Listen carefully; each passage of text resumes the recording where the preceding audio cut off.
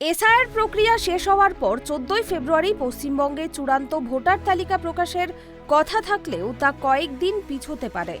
রাজ্যের মুখ্য নির্বাচনী আধিকারিক নির্বাচন কমিশনের কাছে 7 দিনের সময় বাড়ানোর আবেদন জানিয়েছেন। ফলে ভোটার তালিকা 21শে ফেব্রুয়ারির আগে প্রকাশ পাওয়ার সম্ভাবনা কম বলেই জানা যাচ্ছে। মুখ্য নির্বাচনী আধিকারিকের দপ্তর সূত্রে খবর, রাজ্যের প্রায় 95% এলাকায় শুনানি সম্পূর্ণ হলেও এখনও কিছু জায়গায় তা বাকি রয়েছে। উত্তর 24 পরগনার নোয়াপাড়া বিধানসভা কেন্দ্র, দক্ষিণ 24 পরগনার 7টি কেন্দ্র, কলকাতা উত্তর ও কলকাতা দক্ষিণ পোর্ট এলাকার 1টি করে কেন্দ্র এবং হাওড়ার 1টি কেন্দ্রে এখনও শুনানি শেষ হয়নি। এছাড়াও বহু জায়গায় শুনানি শেষ হলেও সেই সংক্রান্ত তথ্য এখনও নির্বাচন কমিশনের ডেটাবেসে আপলোড করা হয়নি। ফলে সর্বোচ্চ স্তরে সংগৃহীত তথ্য আপলোডের প্রক্রিয়া সম্পূর্ণ হতে দেরি হচ্ছে বলে জানানো হয়েছে।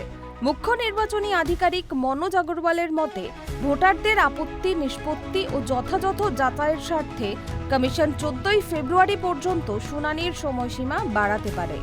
যদি ওই তারিখ পর্যন্ত শুনানি চলে তবে চূড়ান্ত ভোটার তালিকা প্রকাশে আরও কিছুটা সময় লাগবে। পেয়েছি কি সব জায়গায় কাজ কমপ্লিট হয়নি, কিছু জায়গায় হিয়ারিং কমপ্লিট হয়নি, কিছু জায়গায় আপলোডিং অফ ডকুমেন্টস কমপ্লিট হয়নি, কোথায় কোথায় ভেরিফিকেশন ডিউ আছে, আর কিছু জায়গায় যেটা আছে ডিসিশন ফাইনাল ডিসিশন ইয়ারও পেন্ডিং আছে।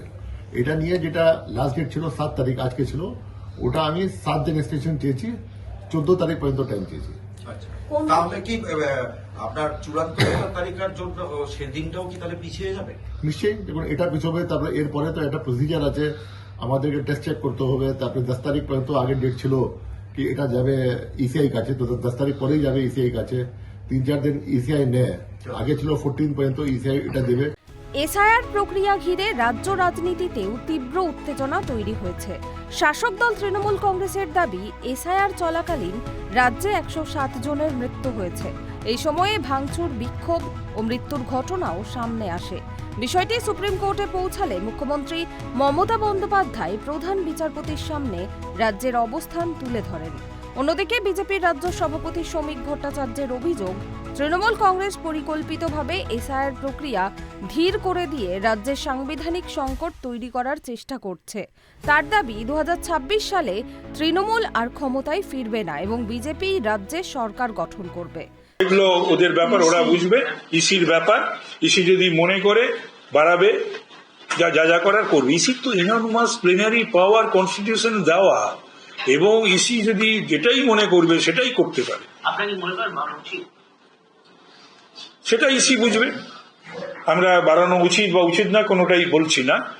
তবে এটা তো ঘটনা যে ইসিআই এর যে কাজ এবং যে এসআইআর এর যে স্পিরিট, এবং যেটা আমরা বারবার বলেছি যে বিফিটিং ম্যানারে হতে হবে, সে কাজটা তো ব্যাহত হয়েছে। তবে যে প্রপারলি যদি এসআইআর না হয়ে থাকে তাহলে ইলেকশনে করার তো কোনো অর্থ হয় না। ইসিআই যদি মনে না করে, যদি মনে করে আমার কিছু বলার নেই। ইসিআই যদি মনে করে যে ঠিকঠাক মতন এসআইআর হয়নি, তাহলে পরে তো on the basis of that list electoral রোলটা তো পিওর হতে হবে, এটা নির্ভুল হতে হবে। পাল্টা তৃণমূলের অভিযোগ, বিজেপিকে সুবিধা দিতে লজিক্যাল ডিসক্রিপেন্সির নামে লক্ষ লক্ষ ভোটারের নাম তালিকা থেকে বাদ দেওয়া হয়েছে। Bureau report, KTV Bangla.